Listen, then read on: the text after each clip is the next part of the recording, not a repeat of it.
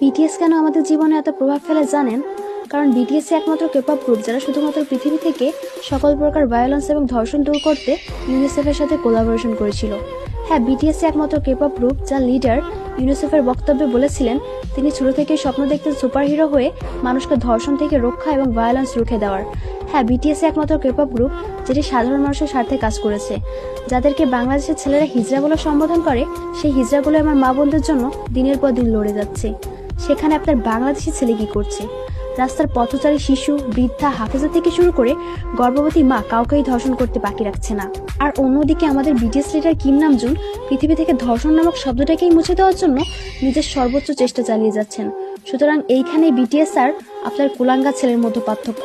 তাই আমি বলবো আপনার সদ্য জন্ম নেওয়া ছেলেকে আর্মির মতো বানান, যেন প্রতিনিয়ত সে স্বপ্ন দেখে সে এই দেশের একজন সুপার হিরো যে কিনা বাঁচাবে হাজারো মানুষের প্রাণ।